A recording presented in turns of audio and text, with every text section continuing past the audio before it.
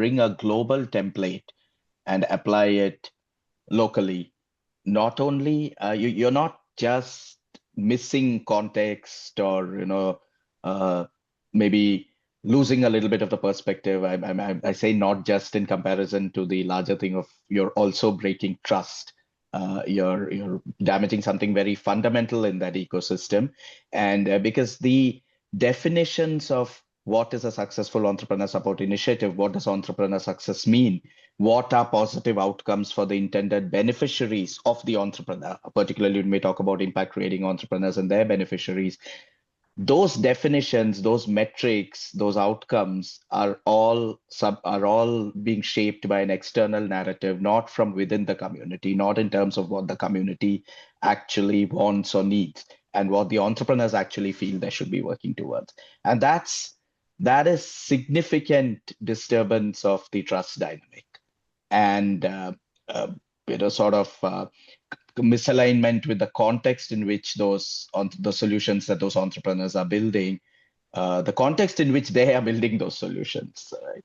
And so in our work, this, of course, as a global entrepreneur support organizations working in different geographies, this is something we have stumbled into. These are mistakes we've made, and of course, we have our learnings from this as well. And one of the things that we have seen is that when you start shifting the focus to local ESOs, when you start investing directly in building them, uh, then you're really investing into the ecosystem, because then you're creating a resilient, enduring ecosystem. You're not just supporting entrepreneurs, you're really helping build the entire ecosystem. And so one model that we have been working with in all our regions, we have worked with this in the US, we have worked with this in Africa, a little bit in Latin America, and quite a bit in the MENA region as well, is what we refer to as our co-delivery model. So we don't design and run programs alone. We still do that in some regions, but we're slowly transitioning into this model where we are co-designing and co-delivering them with the local entrepreneur support organizations.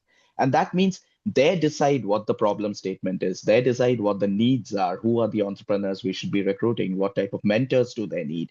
How does the program align culturally? And where we come in as Village Capital is to say, okay, we have these curricular frameworks, we have these tools, we have these global networks.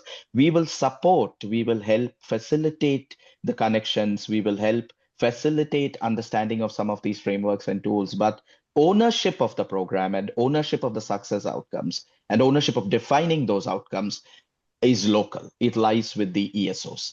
And it becomes, therefore, then a partnership model, right? It's no longer a program that we are coming in and running.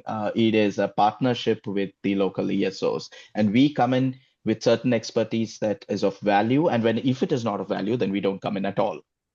Right? So, but even if we do come in, as we leave, the ecosystem is enduring, it's resilient, it's sustainable, because it's all driven and defined and driven locally. And this whole adapting a sort of global definition we use the word adapting very too loosely. I don't think we adapt. We really just try and impose in most scenarios, and we expect the local ecosystem, the local communities to adapt to what we are bringing in when in practice. That's how it often ends up working. And capital is, again, one resource where we see this a lot. So capital is designed as per the needs of the capital provider, right? So it's designed as per the growth requirements of the capital provider, and nowhere more so than the VC model, but it's not like other models are not susceptible to this either. And the capital is not really suited to the purpose and the context of the entrepreneur. It's not suited to what they need in terms of timelines or risk management. And that's another part of the thesis that we at Village Capital are focused on: purpose-suited capital. What fits the needs of the entrepreneur?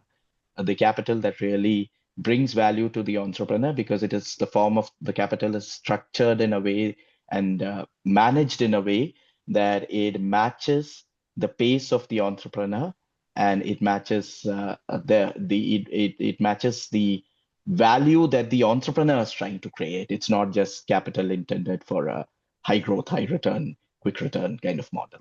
It is really aligned with what is the value the entrepreneur wants to create. What do they want long term from their business? And so the core delivery and the purpose suited capital pieces are really two parts of our work that we are evolving and globally. And we would not be able to do either of these without close engagement with the local entrepreneur support organizations that we partner with and their understanding of what's happening in